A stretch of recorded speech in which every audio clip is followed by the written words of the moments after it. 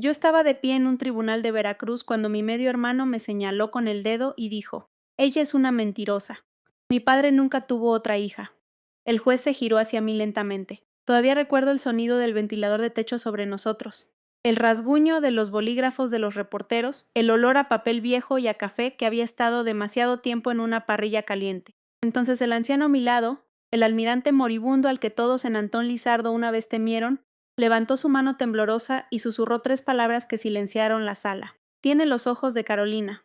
Ese fue el momento en que Ricardo Montemayor se dio cuenta de que la verdad finalmente lo iba a destruir. Pero ninguno de nosotros empezó ahí. Comenzó 3 meses antes, una noche lluviosa de jueves, mientras me limpiaba la sangre de los zapatos en la sala de urgencias del Hospital General en Boca del Río. Yo tenía 42 años entonces, divorciada, sin hijos, enfermera del turno nocturno de urgencias desde hacía casi 15 años. Vivía sola en una pequeña casa de ladrillo a las afueras de Xalapa con un golden retriever llamado Gus y más facturas sin pagar de las que me gustaba. Admitir en voz alta. Mi vida era ordinaria, tranquila, y hasta que llegó esa llamada telefónica, creí que eso era todo lo que llegaría a ser. La sala de urgencias había sido un caos esa noche. 2 accidentes de carretera seguidos. Un adolescente con sobredosis en el estacionamiento. Un anciano con dolores en el pecho que no dejaba de pedir disculpas por ser una molestia. Cerca de la medianoche, finalmente me senté en la sala de descanso con café frío y la mitad de un sándwich de pavo. Fue entonces cuando sonó mi celular. Número desconocido. Estuve a punto de ignorarlo. «Emilia Cárdenas», respondí con cansancio. Una voz masculina y serena dijo: «Señorita Cárdenas, mi nombre es el teniente de navío Jaime Herrera. Le llamo del Servicio de Justicia Militar de la Armada». Fruncí el ceño de inmediato. «Creo que tiene a la persona equivocada». «No, señora, no es así». Hubo una pausa. Luego pronunció la frase que cambió mi vida. «El almirante Daniel Montemayor se está muriendo, quiere verla». De hecho, me reí. No porque fuera gracioso, sino porque era absurdo. «Creo que está confundido», dije. «Mis padres murieron cuando yo tenía 6 años». El hombre al teléfono bajó el tono. «Entiendo por qué cree eso». Algo frío me atravesó el pecho. Los trabajadores de urgencias seguían pasando por la puerta de la sala de descanso detrás de mí. Alguien gritó pidiendo aldinaloterapia. Los monitores pitaban en el pasillo, pero de repente todo se sintió muy lejano. «No sé quién es usted», le dije con cautela. «Pero no me interesa el juego que esté jugando». «No es un juego, señorita Cárdenas». «Entonces, ¿por qué un almirante preguntaría por mí?» Otro silencio. Luego, con suavidad, casi con renuencia, respondió: «Porque cree que eres su hija». Me levanté tan rápido que mi silla casi se cae. Mi corazón empezó a latir con tanta fuerza que me dolió. «No», dije de inmediato. «No, absolutamente no. Señor, ustedes tienen que dejar de llamarme». Antes de que pudiera responder, colgué. Durante casi 10 minutos, me quedé allí de pie mirando la máquina expendedora sin verla realmente. Me temblaban las manos. Me dije que era una tontería, una estafa, algún error que involucraba a otra Emilia Cárdenas. Pero en el fondo algo ya se había agrietado. Porque cuando creces en hogares de acogida, hay un dolor secreto que nunca entierras del todo. Siempre te preguntas si alguien te mintió. Me odié a mí misma por el simple hecho de pensarlo. A las 2 de la mañana terminó mi turno. La lluvia golpeaba el techo del estacionamiento mientras caminaba hacia mi auto. Me senté detrás del volante sin encender el motor. Luego miré mi teléfono. 3 llamadas perdidas. El mismo número. Que Dios me ayude. Devolví la llamada. El teniente de navío Herrera respondió de inmediato, como si hubiera estado esperando junto al teléfono. «Escucho», dije. «Eso fue todo. ¿Nada más?» Habló con suavidad después de eso, cuidadoso, profesional. El almirante Daniel Montemayor se había retirado años atrás tras servir como comandante de la Flota del Golfo. Viudo, con un hijo sobreviviente, una insuficiencia cardíaca grave, no se esperaba que viviera mucho más. Y durante los últimos 8 meses, según Herrera, el almirante me había estado buscando. «¿Cómo?», pregunté aturdida. Reabrió viejos registros familiares. «¿Qué familia? La mía». Apreté el volante con más fuerza. «Esto no tiene ningún sentido». «Me imagino que no. ¿Por qué ahora?» Su respuesta llegó en voz baja. «Porque los hombres moribundos suelen dejar de mentirse a sí mismos». Cerré los ojos. Afuera la lluvia desdibujaba las luces del estacionamiento en largas líneas plateadas. Debía haber ido a casa. En lugar de eso, pregunté: «¿Dónde está?» La propiedad estaba a las afueras de Antón Lizardo, en un terreno de varias hectáreas con vista al Golfo de México. Conduje hasta allí la tarde siguiente casi sin haber dormido. Cuanto más me acercaba, más me enojaba. Seguí ensayando lo que diría. «Tiene a la persona equivocada. Déjeme en paz. No quiero nada de usted». La mansión Montemayor parecía sacada de otro siglo. Columnas blancas macizas, senderos de ladrillo, banderas nacionales colgadas cerca de la entrada a pesar de la lluvia. Dinero, dinero viejo. El tipo de riqueza que decide que los jueces y los senadores pertenecen a sus cenas de gala. Una ama de llaves abrió la puerta principal antes de que yo siquiera tocara. Debes de ser Emilia, dijo en voz baja. No, señorita Cárdenas. ¿Emilia? Eso me desconcertó más que cualquier otra cosa hasta el momento. La casa olía a cera de limón, a libros viejos y a flores marchitas. Los retratos familiares cubrían las paredes. Uniformes navales, fotos de graduación, generaciones de personas que pertenecían a algún lugar. Yo no pertenecía allí. El teniente de navío Herrera me recibió cerca de la escalera. Probablemente tenía casi 60 años. Ojos amables. Rostro cansado. Gracias por venir, dijo. No he aceptado nada. Lo sé. Arriba el pasillo se volvió más silencioso. La puerta del dormitorio estaba parcialmente abierta. Las máquinas pitaban suavemente en el interior, y entonces lo vi. Un anciano recostado débilmente en una cama de hospital junto a unos ventanales altos que dan al agua gris. Su cabello era casi blanco, su rostro, delgado por la enfermedad. Pero en el momento en que sus ojos se elevaron hacia los míos, dejé de respirar, porque eran mis ojos. La misma forma, el mismo color, el mismo extraño anillo oscuro alrededor del iris. El anciano me miró como si hubiera pasado 40 años ahogándose, y finalmente, hubiera alcanzado el aire. Las lágrimas llenaron sus ojos al instante. Dios mío, susurró. Yo no podía moverme, no podía pensar. La habitación se inclinó de lado. Luego pronunció las palabras que destrozaron mi vida entera. Te ves idéntica a tu madre. Debí haberme marchado. Tal vez una mujer más inteligente lo habría hecho. En lugar de eso, me acerqué a la cama como alguien que se mueve en un sueño, y en la mesa de noche junto a él había una vieja fotografía enmarcada. Una versión más joven del almirante estaba de pie junto a una mujer sonriente, que sosteniendo a una niña de ojos oscuros. Mis ojos, no toqué la fotografía. Solo me quedé allí mirándola mientras cada recuerdo en el que confiaba empezaba a desmoronarse dentro de mi cabeza.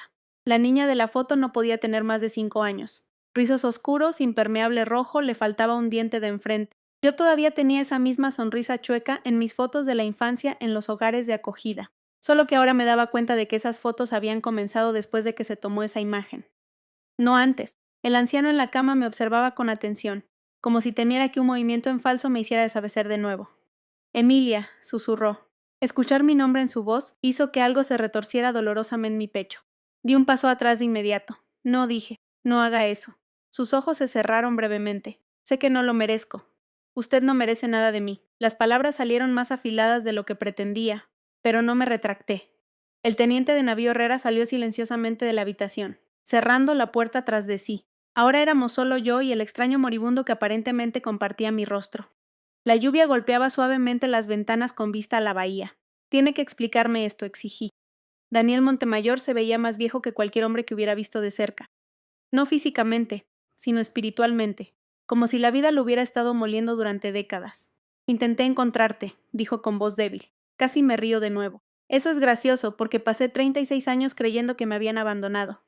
El dolor cruzó su rostro de forma tan profunda que, por un terrible segundo, le creí. Nunca te abandoné. Entonces, ¿dónde estaba usted? Su mano tembló sobre la manta. Te alejaron de mí. Me crucé de brazos de inmediato, a la defensiva, enojada, lo suficientemente confundida como para sentir náuseas. ¿Quién me alejó? Pero antes de que pudiera responder, la puerta del dormitorio se abrió. Un hombre alto con un costoso traje gris entró cargando una tableta y 2 carpetas. Se detuvo en seco al verme, y la expresión de su rostro me dijo una cosa al instante. Él ya sabía exactamente quién era yo. Se recuperó rápido, sin embargo. La gente rica siempre lo hace. Debes de ser Emilia, dijo con soltura. La expresión de Daniel se endureció. Este no es el momento, Ricardo. Ricardo, su hijo, se me revolvió el estómago. El hombre me dedicó una sonrisa educada que nunca llegó a sus ojos. Soy Ricardo Montemayor, tu medio hermano. Incluso pensar en esa palabra me puso la piel de gallina. Ricardo parecía tener unos 50 años. Canas en las sienes, postura perfecta. Esa confianza de club de golf. El tipo de hombre que probablemente pertenecía a 3 clubes náuticos y quejaba cuando el vino se servía a la temperatura equivocada. Pero debajo de esa apariencia pulida vi algo más. Miedo, me tenía miedo. Darme cuenta de eso me devolvió los pies a la tierra rápidamente. Ya me iba, dije. Daniel luchó por incorporarse un poco. Por favor, no te vayas. Ricardo se acercó a la cama. Padre, tu cardiólogo dijo que necesitas descansar. Daniel lo ignoró por completo. En su lugar me miró solo a mí. Nos mintieron a ambos, dijo en voz baja. Quería creer que no me importaba. Pero cada hogar de acogida pasó por mi mente a la vez. Cada cumpleaños en el que nadie vino. Cada Navidad en la que fingí no tener esperanzas. Cada formulario escolar que pedía un historial médico familiar que yo no tenía. Uno construye una armadura alrededor de ese tipo de dolor. Luego, una sola frase la agrieta. ¿Quién mintió?, pregunté. Ricardo respondió antes de que Daniel pudiera hacerlo. Este realmente no es el lugar para una historia familiar tan complicada. Me giré hacia él bruscamente. Tú sabías de mí. Su expresión apenas cambió. Mi padre mencionó posibilidades a lo largo de los años. Como si yo fuera un rumor, no una persona. De repente Daniel tosió con fuerza en un pañuelo. El sonido resonó profundamente en su pecho. Por un momento toda la ira abandonó la habitación. Se veía frágil, humano, mortal. Eso era lo que más odiaba de todo, porque es más fácil alejarse de los monstruos que de los ancianos rotos. El ama de llaves entró en silencio con té, dejó la bandeja a mi lado sin hablar. Pero antes de irse me tocó el brazo con suavidad. Me alegra que hayas venido, susurró. No de manera educada ni formal.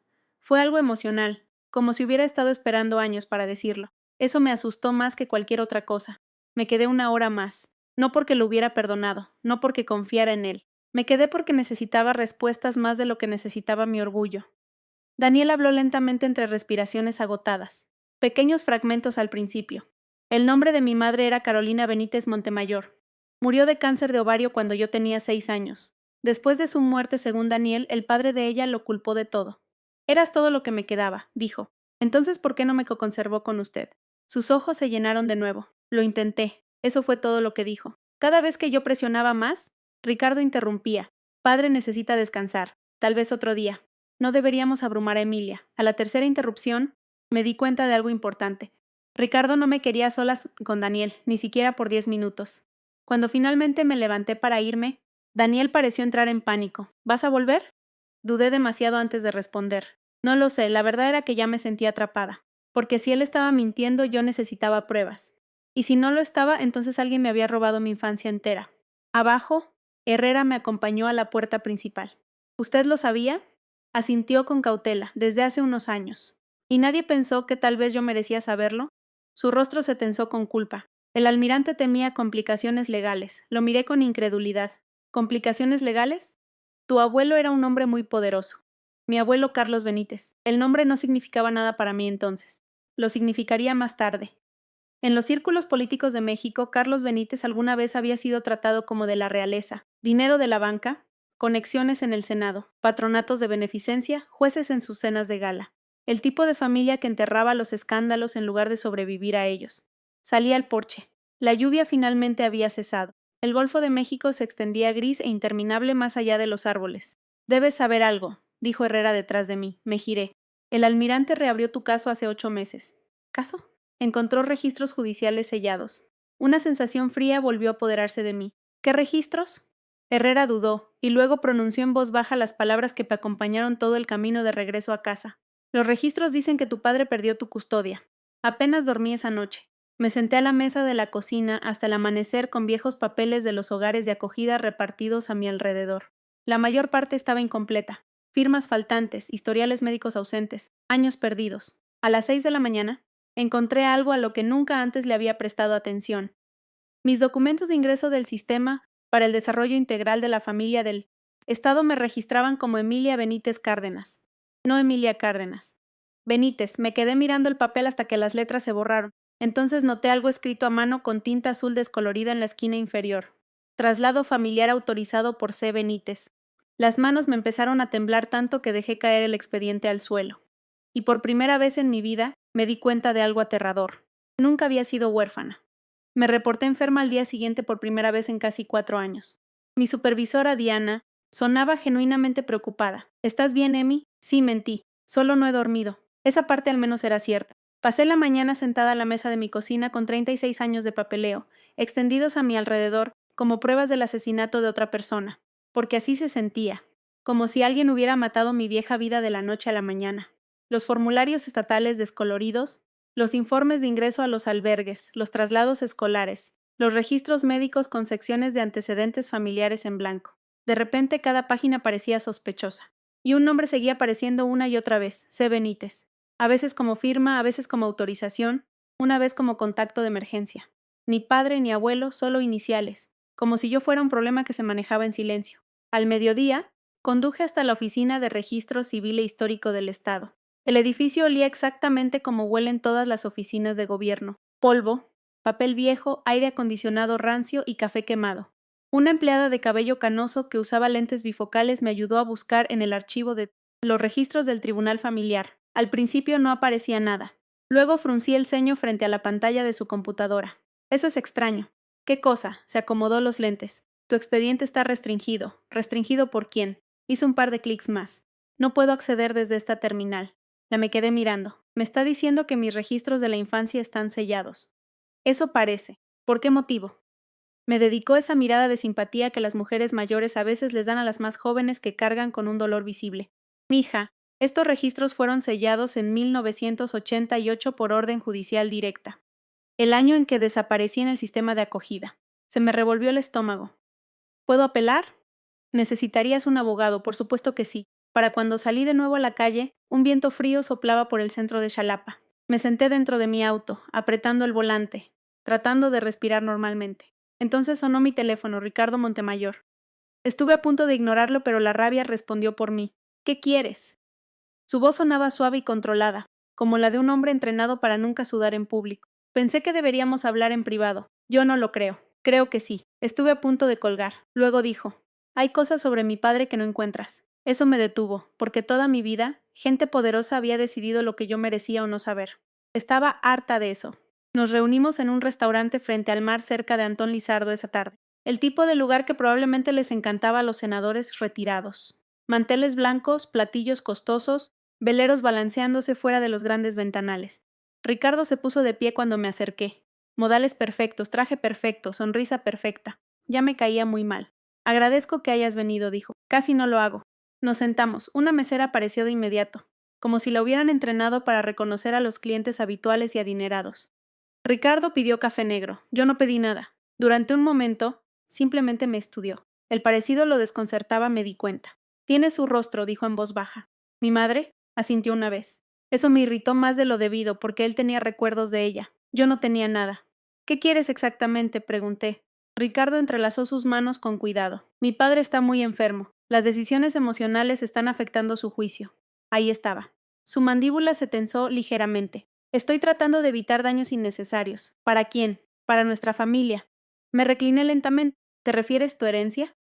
Su máscara de cortesía se agrietó por medio segundo.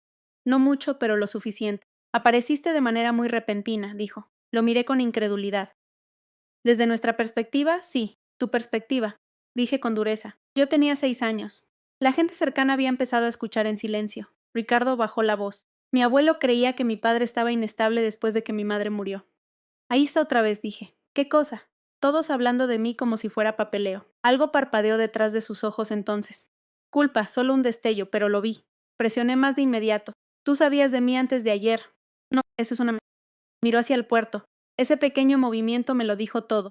De repente recordé todos esos años de crecimiento, preguntándome por qué nadie venía por mí. Mientras tanto, en algún lugar cercano, este hombre sabía que yo existía. La rabia subió lentamente por mi pecho. ¿Lo sabías? Repetí en voz baja. Ricardo se frotó la mandíbula. ¿Mi padre te mencionó? Se obsesionó después de que murió mi madre. Me quedé helada. ¿Tu madre? Ricardo asintió. Mi madre era Leonor Montemayor. Mi padre se volvió a casar. El golpe de realidad fue duro. No solo me habían ocultado de una familia. Había habido una vida completamente separada ocurriendo sin mí. Vacaciones, cumpleaños, mañanas de Navidad, graduaciones. Todo un árbol genealógico creciendo mientras yo me sentaba en hogares de acogida, fingiendo que no me importaba cuando otros niños eran adoptados. Tú lo tuviste a él, susurré. Ricardo pareció incómodo por primera vez. No era fácil vivir con él. Me reí con amargura. ¿Sabes qué es lo gracioso? Que eso sigue siendo mejor que no tener a nadie. El silencio se instaló entre nosotros. Afuera, las gaviotas volaban bajo sobre el agua gris. Finalmente Ricardo suspiró. Mi abuelo creía que estaba protegiendo a la familia al robar a una niña. Pensaba que el trauma militar de mi padre lo hacía peligroso. Lo miré fijamente. ¿Tú creías eso? Ricardo no respondió de inmediato. Y ese silencio me dijo que no, nunca lo creyó, no realmente. Entonces, ¿qué pasó? Pregunté en voz baja. Los hombros de Ricardo se hundieron un poco, como si estuviera cansado de cargar con algo pesado. Hubo una batalla por la custodia después de que murió Carolina, admitió. Mi abuelo tenía conexiones, jueces, abogados, gente que le debía favores. Sí. ¿Y luego qué? Ricardo miró su café. Desapareciste. Algo en la forma en que lo dijo me molestó. No era tristeza. Era evasión, palabras calculadas. Haces que suene como un accidente. Sus ojos se encontraron con los míos de nuevo y por primera vez vi el miedo con claridad, no al escándalo, sino a la verdad. Antes de que pudiera presionar más, su teléfono vibró, lo revisó de inmediato. Padre pregunta por ti. Estuve a punto de negarme. En lugar de eso, 2 horas más tarde, me encontré de nuevo en la mansión Montemayor. Esta vez, Daniel estaba despierto y sentado cerca de las ventanas, envuelto en una manta azul marino. El sol de la tarde iluminaba el golfo detrás de él.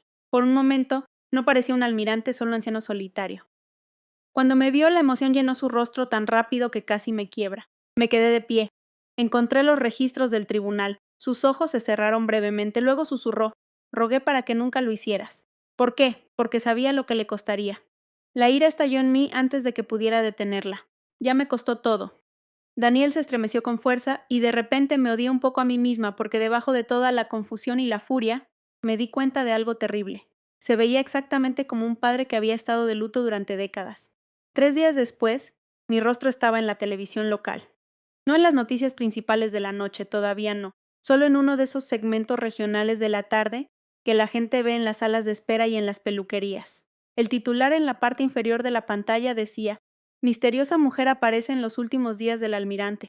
Me quedé de pie en mi cocina, sosteniendo una taza de café que ya se había enfriado, mientras una conductora sonriente especulaba sobre posibles complicaciones con la herencia. Luego mostraron una fotografía mía entrando a la propiedad de los Montemayor. Alguien había estado esperando con una cámara. Apagué la televisión de inmediato. 5 minutos después, mi teléfono empezó a sonar. Compañeros de trabajo, amigos con los que apenas hablaba. Un reportero incluso dejó un mensaje de voz preguntando si yo era la hija secreta del almirante. ¿Hija secreta? Como si yo fuera el resultado de una aventura en lugar de ser su hija legítima. Me senté a la mesa de la cocina sintiéndome humillada de una manera que no había sentido desde los hogares de acogida. Porque cuando creces, la vergüenza pública no deseada te golpea de forma distinta. Reabre viejas heridas rápidamente. Para el anochecer, estaba considerando seriamente deshacer de nuevo. Entonces Daniel llamó personalmente. Su respiración se escuchaba débil a través del teléfono. «Lo siento», dijo. «¿Por qué?» «Por Ricardo». Me quedé en silencio. Daniel tosió dolorosamente antes de continuar. «Está tratando de protegerse. ¿Andas diciendo que eso me debe hacer sentir mejor?» «No», admitió en voz baja, «pero es la verdad. Una parte de mí quería gritarle. Otra parte escuchaba un agotamiento genuino en su voz. Yo no pedí nada de esto», susurré. «Lo sé. Tu familia me está tratando como a una ladrona». Un largo silencio. Luego Daniel dijo algo que nunca esperé. «Te escuchas exactamente como tu madre cuando se enojaba». Eso dolió más de lo que debía, porque cada mención de Carolina se sentía como si me mostraran pedazos de una vi que me fue robada. «¿Cómo era ella?», pregunté en voz baja. Lo escuché sonreír a través del teléfono. Se reía a carcajadas en la iglesia. A pesar de todo, yo también estuve a punto de sonreír. Odiaba los restaurantes caros, le encantaban las fondas de carretera. Coleccionaba discos viejos y nunca podía mantener vivas las plantas. Los detalles me golpearon con fuerza. Cosas reales, cosas humanas, no la versión de fantasía de una madre muerta que yo había construido en mi cabeza. Daniel siguió hablando despacio, con cuidado, como si temiera que yo colgara. Solía cantar mientras cocinaba, siempre desafinada. Me quedé allí sentada en silencio, escuchando al padre que nunca conocí describir a la madre que apenas recordaba. Y por primera vez, esto dejó de sentirse como un escándalo. Empezó a sentirse como un duelo. A la mañana siguiente conduje de nuevo a Antón Lizardo. No porque confiara en nadie, sino porque necesitaba la verdad antes de que los periódicos la enterraran bajo los chismes. El teniente de navío Herrera me recibió en el estudio de Daniel en lugar del dormitorio esta vez. La habitación olía a cuero, madera de cedro y papel viejo.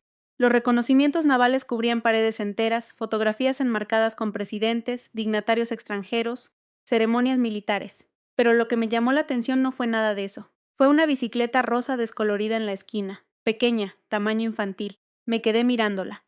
Daniel lo notó de inmediato. «Te encantaba esa bicicleta», dijo en voz baja. Se me oprimió el pecho con dolor, no la recuerdo. Solías dar vueltas por toda la casa hasta que tu madre te gritaba. Sus ojos se desviaron hacia la bicicleta como un hombre que mira a un fantasma. Seguí pensando que algún día volverías por ella. Tuve que desviar la mirada porque de repente la venganza ya no se sentía limpia. Se sentía triste. Herrera me entregó una carpeta gruesa.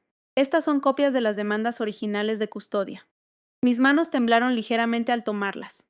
Dentro había evaluaciones psiquiátricas que afirmaban que Daniel sufría de inestabilidad violenta por combate después de regresar de su despliegue, tendencias agresivas, imprevisibilidad emocional, peligro potencial para una menor de edad. Levanté la vista lentamente. «Esto es falso». Daniel esbozó una sonrisa amarga. «No del todo. Bebí demasiado después de que murió Carolina. Eso no lo hace a usted peligroso. No». dijo en voz baja, pero me hizo vulnerable.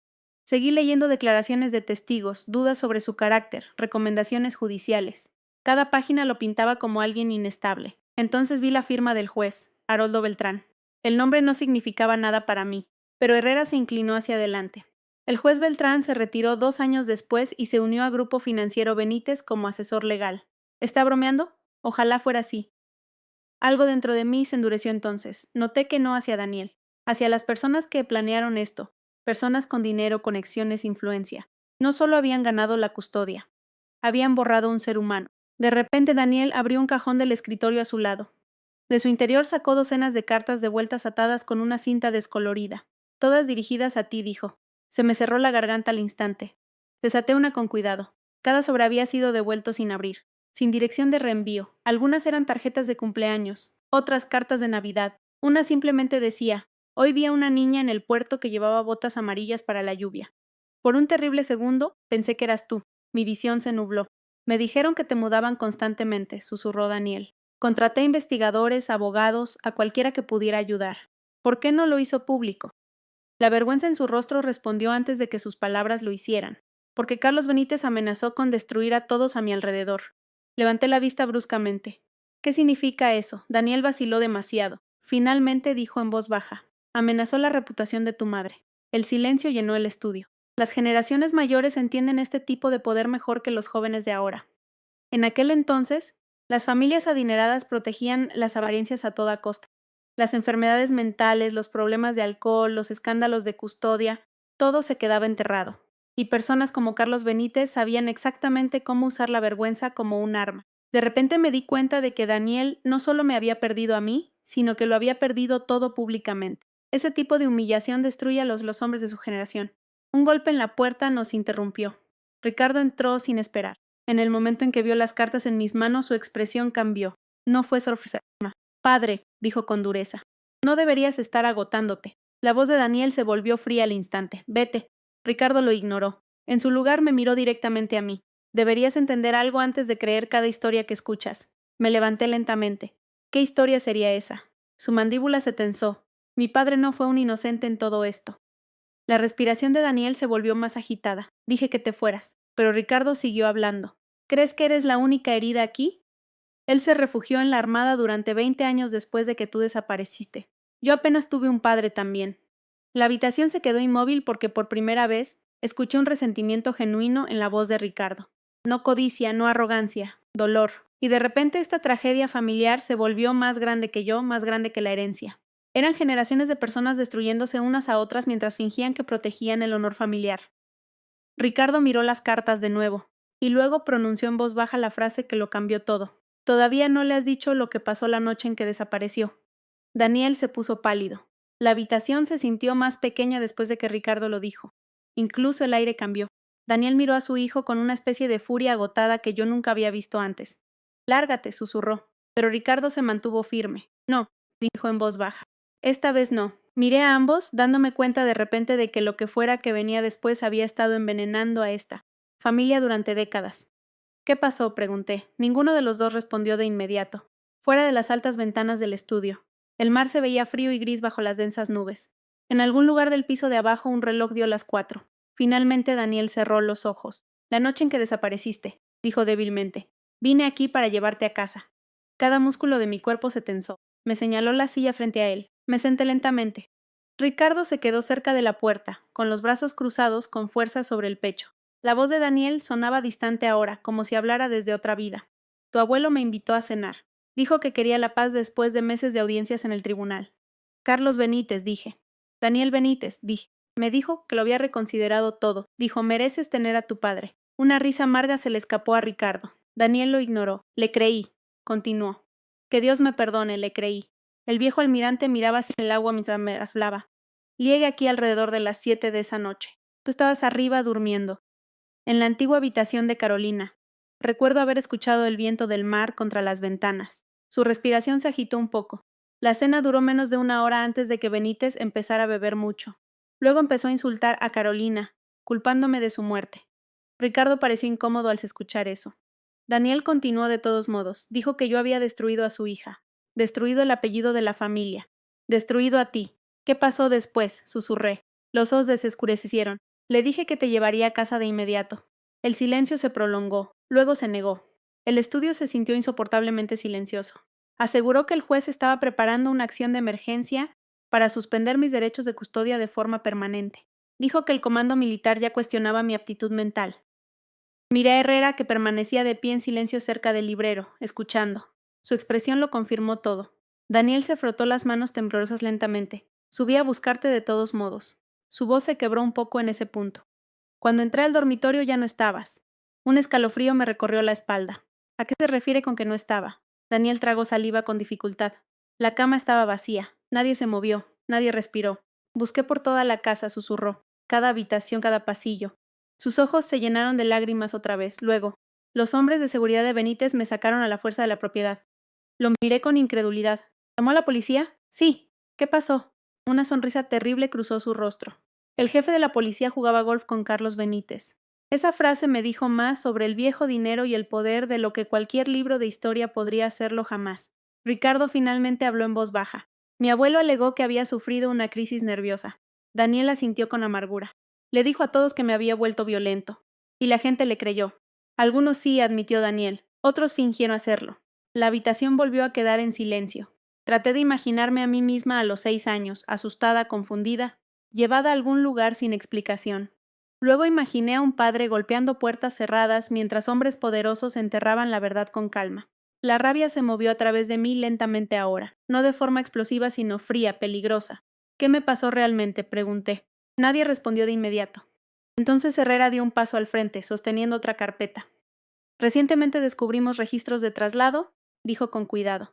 Se me cayó el alma al suelo. ¿Traslado?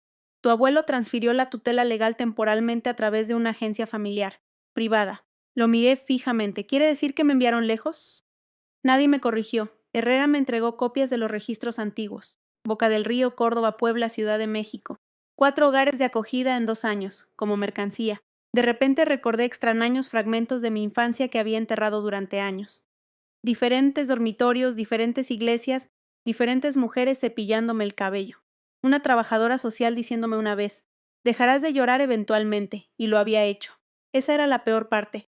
Los niños se adaptan al abandono porque no tienen otra opción. Miré a Daniel. ¿Usted sabía dónde estaba yo?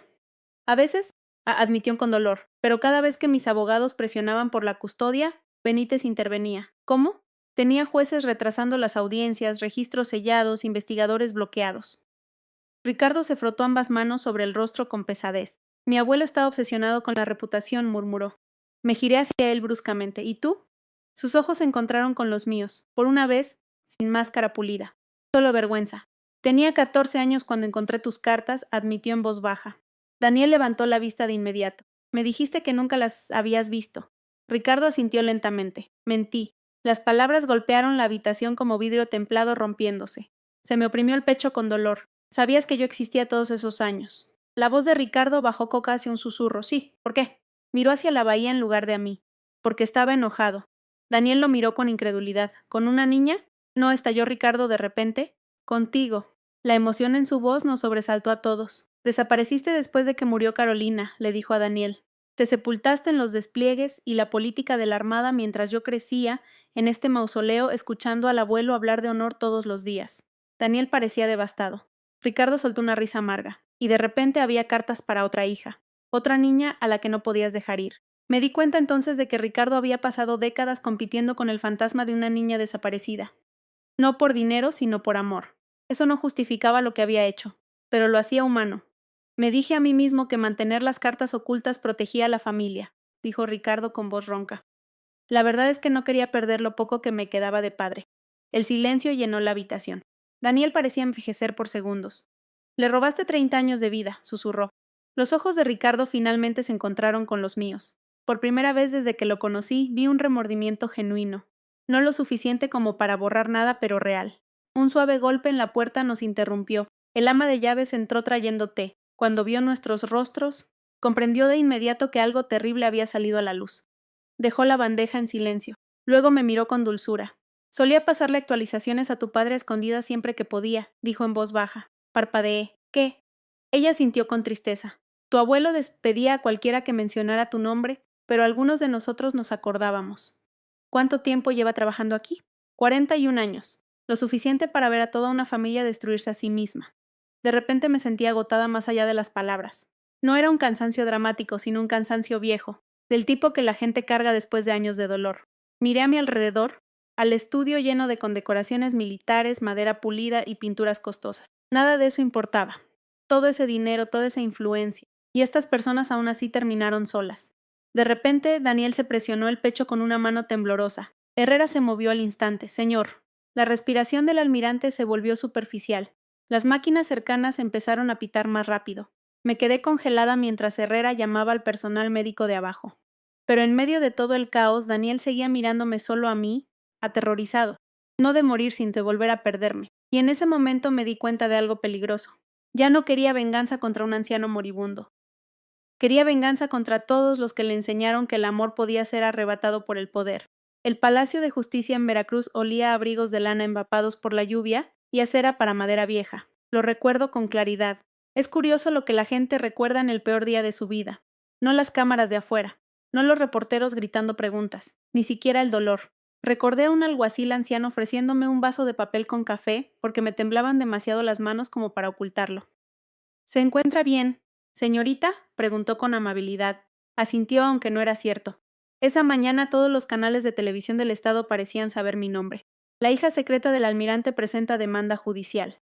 Algunos medios lo trataron como un escándalo, otros como una tragedia, unos pocos como entretenimiento. Esa parte fue la que más me disgustó, porque una vez que las familias ricas implosionan públicamente, la sociedad lo convierte en un teatro.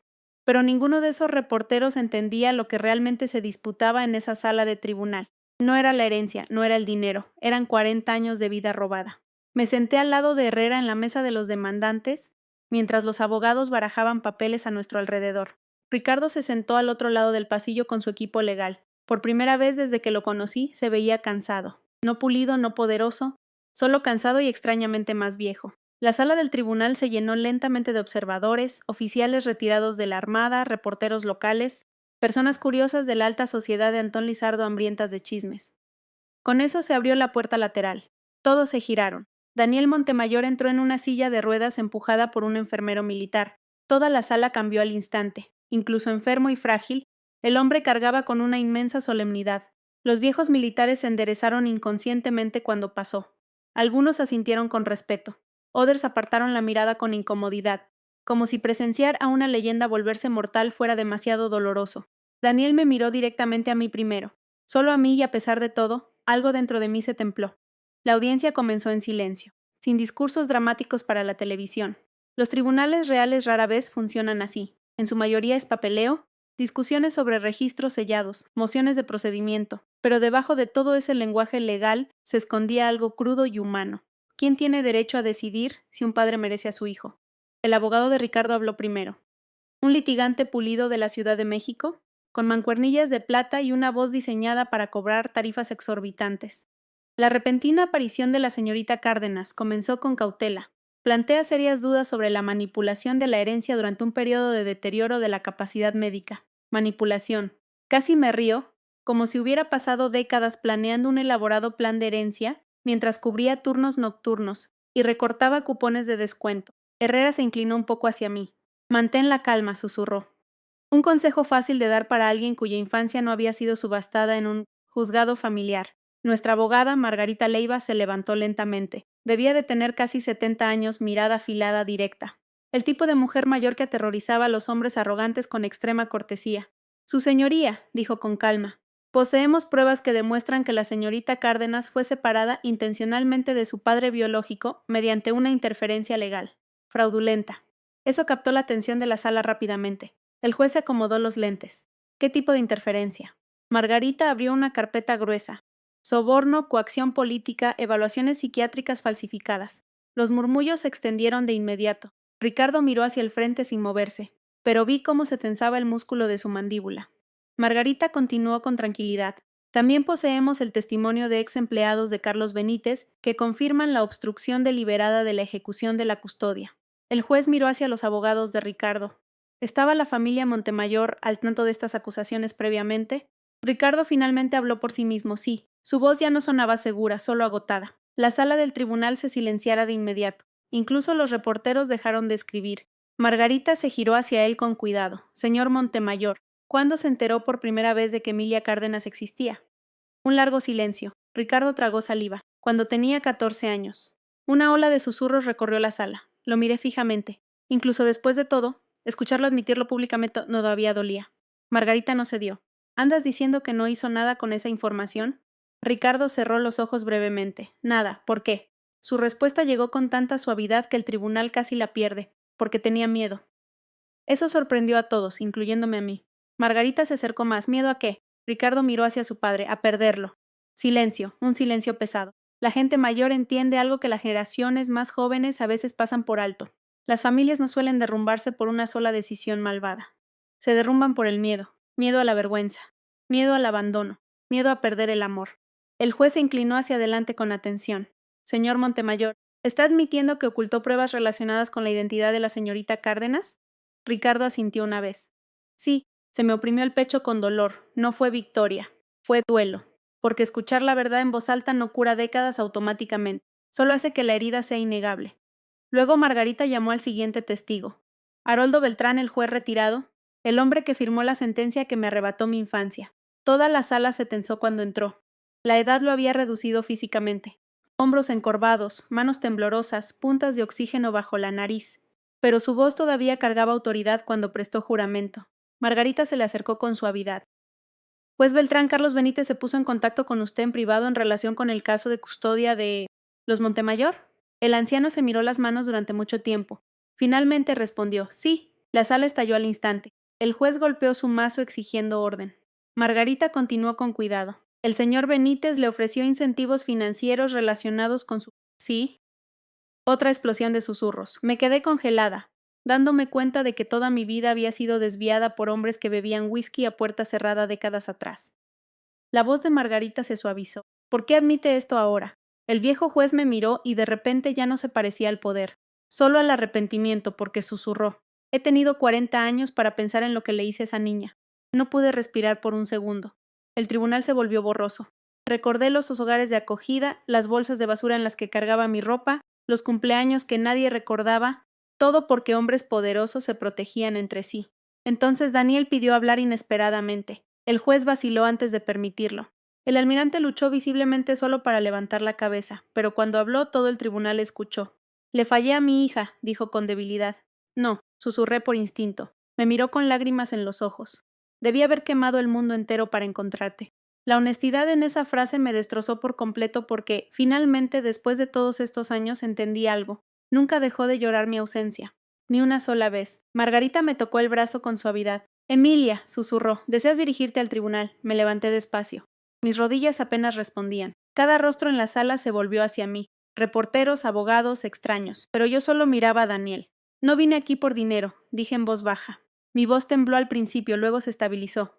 Vine porque toda mi vida creí que nadie me quería. Y ahora descubro que mi padre pasó 40 años buscando a una hija que gente poderosa le convenció de que había perdido para siempre. Miembros del público se limpiaron las lágrimas. Incluso la estenógrafa de la corte hizo una pausa breve. Miré hacia Ricardo entonces, y el dolor nos consumió a todos. Nadie habló después de eso porque ya no quedaba nada por decir. Daniel regresó a casa del hospital 2 semanas después. ¿A casa? No a la mansión. Esa palabra le importaba ahora. Los médicos habían hecho todo lo posible después de que se desvaneciera en el tribunal, pero todos entendíamos la verdad sin tener que decirla directamente. El almirante se estaba muriendo, no de forma dramática, no como en la televisión, sino con una muerte silenciosa, del tipo que la gente mayor reconoce de inmediato porque ya la ha visto antes en padres, cónyuges, hermanos y viejos amigos. El cuerpo simplemente comienza a rendirse.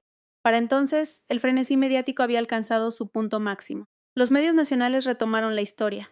Los editoriales cuestionaban la corrupción en los juzgados familiares. Los grupos de veteranos defendían públicamente a Daniel. Los viejos nombres de la política estatal de repente dejaron de devolver las llamadas. Carlos Benítez llevaba casi 10 años muerto, pero su reputación se estaba desmoronando de todos modos. Es curioso cómo la verdad eventualmente se abre camino hacia arriba, como raíces que rompen el concreto. Dejé de ver las noticias. Nada de eso importaba ya porque mientras el público discutía sobre el escándalo y la herencia, mi padre luchaba simplemente por caminar desde su habitación hasta el porche. Ese se convirtió en mi mundo en su lugar. Mañanas ayudándole a tomar sus medicamentos, tardes ordenando fotografías viejas, noches sentados junto al mar escuchando a las gaviotas y los motores de barcos lejanos mientras el sol se ocultaba en el agua gris. Cosas tranquilas, cosas reales. La mansión ya no me parecía intimidante, se sentía solitaria. Demasiadas habitaciones construidas para las apariencias en lugar de para vivir. Una tarde, encontré a Daniel en la cocina intentando sin éxito preparar sándwiches de queso a la plancha. El humo llenaba la habitación, el sartén estaba negro, y el excomandante de la flota del Golfo parecía genuinamente confundido por la mantequilla. Solté una carcajada antes de poder contenerme. Daniel se quedó mirando el sándwich arruinado. Tu madre siempre decía que yo era un inútil en la cocina. Ese dolor sordo regresó de inmediato. Ya no era agudo, solo profundo. Pudo haber quemado toda la casa, le dije. Sonrió levemente. No sería el primer desastre militar vinculado a mi nombre. Ese humor seco de la marina aparecía más a menudo ahora, especialmente cuando se cansaba. Volví a preparar los sándwiches mientras él se sentaba a la mesa mirándome en silencio. Finalmente preguntó, ¿me odias? La pregunta dolió por la honestidad con la que la hizo, no a la defensiva.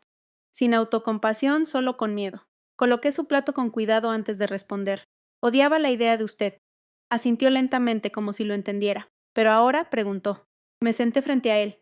La luz de la tarde lo hacía ver más viejo que nunca. Manos frágiles, hombros delgados, la sonda de oxígeno bajo la nariz. Un hombre moribundo buscando el perdón en mi rostro. Creo, dije despacio, que odio lo que nos pasó más de lo que lo odio a usted. Las lágrimas llenaron sus ojos de inmediato. Miró hacia la mesa, incapaz de hablar por un momento. No tienes idea, susurró. ¿De cuántas noches rogué por escucharte decir algo así? Ninguno de los dos habló después de eso. Solo comimos sándwiches de queso quemados en silencio, mientras las gaviotas graznaban fuera de las ventanas. De alguna manera, ese pequeño y ordinario momento sanó más de lo que el tribunal jamás logró. Unos días después visitamos juntos la tumba de mi madre. La lápida estaba debajo de un viejo árbol de liquidámbar en el cementerio de una pequeña iglesia a las afueras de Antón Licisardo. Daniel caminaba despacio con un bastón mientras yo llevaba las flores. Un viento frío de otoño movía las rasmas sobre nuestras cabezas. Ella amaba este lugar, dijo en voz baja. Me arrodillé para quitar las hojas secas de la piedra. Durante mucho tiempo ninguno de los dos habló. Luego Daniel admitió algo en voz baja que cambió la forma en que lo entendía para siempre. Después de que desapareciste, dijo, dejé de saber cómo ser padre. Levanté la vista lentamente. Me sepulté en la armada porque era lo único que todavía entendía. Sus ojos permanecieron fijos en la tumba. Los barcos seguían órdenes. Las misiones tenían sentido. La guerra tenía reglas. Tragó saliva con dificultad, pero perderte a ti, su voz se quebró, eso fue el caos. Los hombres mayores de su generación rara vez hablan de sus emociones directamente, especialmente los militares, lo que significaba que cada palabra le costaba un esfuerzo enorme. Pensé que si me volvía lo suficientemente importante, continuó en voz baja, algún día podría obligar al mundo a devolverte a mi lado. Lo miré fijamente. Todas esas medallas, todos esos ascensos, todo ese prestigio, no era ambición, era dolor. De repente comprendí algo devastador. Mi padre pasó 40 años intentando tener más rango que la impotencia, y nunca funcionó. Esa noche Ricardo llegó a la mansión inesperadamente. El ama de llaves parecía nerviosa al dejarlo entrar. Sinceramente, yo también lo estaba. Más delgado que antes, menos impecable, como si el sueño lo hubiera abandonado durante semanas. Daniel ya había subido a descansar. Ricardo se quedó de pie con torpeza cerca de la chimenea, mientras yo permanecía al otro lado de la habitación. Ninguno de los dos sabía cómo empezar. Finalmente dijo, renuncié al Grupo Financiero Benítez esta mañana. Parpadeé que el Consejo de Administración me lo pidió en voz baja. Yo acepté en voz alta. Había amargura en esa frase, pero también alivio. Se frotó la cara con cansancio. Pasé toda mi vida protegiendo una imagen familiar que destruyó a todos los que estaban en ella. No respondí porque una parte de mí todavía quería gritarle por las cartas, por el silencio, por saber que yo existía mientras yo me sentaba sola en hogares de acogida, preguntándome por qué nadie venía. Ricardo miró alrededor de la enorme habitación. ¿Sabes qué es lo extraño?, dijo en voz baja. Nada de esto se siente importante ya. Me crucé de brazos. Entonces, ¿por qué estás aquí? Me miró directamente entonces, y por primera vez desde que nos conocimos, no había ninguna actuación en él. Sin aires de grandeza, sin el hijo a la defensiva, solo arrepentimiento. Vine porque te debía la verdad. El silencio se instaló pesadamente entre nosotros. La voz de Ricardo bajó de tono. Solía escuchar a mi padre llorar a veces, después de que todos se dormían. Se me oprimió el pecho de inmediato. Se sentaba en esta casa sosteniendo tus viejas fotografías durante horas. Ricardo tragó saliva, y te odié por eso. La honestidad me dejó atónita. ¿Por qué? Porque incluso ausente, Eras la única persona a la que nunca dejó de amar abiertamente. Esa frase permaneció entre nosotros mucho tiempo. Luego Ricardo susurró las palabras. Nunca esperé que él volviera a saber de ti. Lo siento, Emilia. No fue pulido, no fue estratégico, fue real. Y de alguna manera, eso hizo que el perdón fuera más difícil en lugar de más fácil, porque los monstruos son simples. Las personas rotas no lo son. Más tarde esa noche, me senté junto a la cama de Daniel mientras la lluvia golpeaba suavemente las ventanas. Se despertó brevemente alrededor de la medianoche, confundido al principio. Luego me vio sentada allí y sonró. Te quedaste, susurró. Tomé su mano frágil con cuidado. Sí, dije. Sus ojos volvieron a cerrarse de nuevo. Justo antes de que el sueño se lo llevara por completo, susurró una última frase. Siempre fuiste mi pequeña.